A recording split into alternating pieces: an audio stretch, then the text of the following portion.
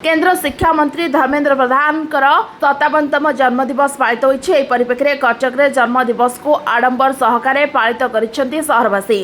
Cuttack BJP युव संगठन तथा 26 number ward corporator गगन ओझा नेतृत्व में अभिनंदन पदयात्रा अनुष्ठित होइछि। स्थानीय चौधरी बजार नंदी साही आरंभ होई खोला साही, निमसाही, सेमिनारी छक, पेटिन साही, हरिजन साही, शिल्पी कुंभार साही परिक्रमा करिबा परे काछगड़ा साही, प्रकाशनाथ महादेव मंदिर में पदयात्रा शेष होइछि। मंदिर में मंत्री 57तम जन्मदिन उपलक्षे मंदिर में पूजक मानक द्वारा पूजार्चना कराइतिला। तेबे धर्मेन्द्र प्रधान जन्मदिन होइथिबारु शुभेच्छा जणाइबा सह तांको दीर्घ जीवनर कामना करिसेंति सभी। एही विशाल पदयात्रा रे शहरवासी सामिल हेबा सह बीजेपी कर्मी सामिल होइथिले।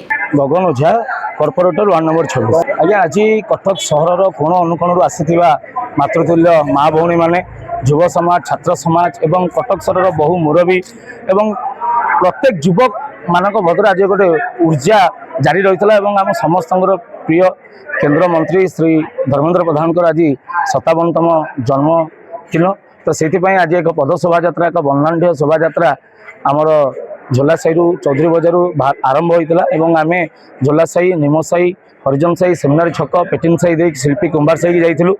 तापर काठगड़ा साही प्रकटनाथ मंदिर में मंत्री दीर्घायु कामना करी राजनीति आहरी उन्नति कामना करी प्रभु पाखे जल लगी क्षीर लगी दीप प्रज्वलन कर सहित बेलपत्र नड़िया पैठ सब अर्पण कर। तो आम आपण माध्यम कटक सहर समस्त युव समाज, छात्र समाज एवं मुरबी एवं आपण को भल पाउथिबा समस्त व्यक्ति विशेष तरफ जन्मदिन हार्दिक अभिनंदन और अनेक अनेक शुभेच्छा जनाऊँ। आपणकर दीर्घायु कामना करने सहित आपणकर राजनीति में दीर्घायु कामना करुचु एवं आपण ओडिशार गर्व उज्ज्वला पुरुष कलिंग रत्न भाव आमको परिचय देइछन्ति। कारण आपण सारा भारत वर्ष में ओडिया गर्व करे एवं आपण को लेकिन आम गर्व करूँ।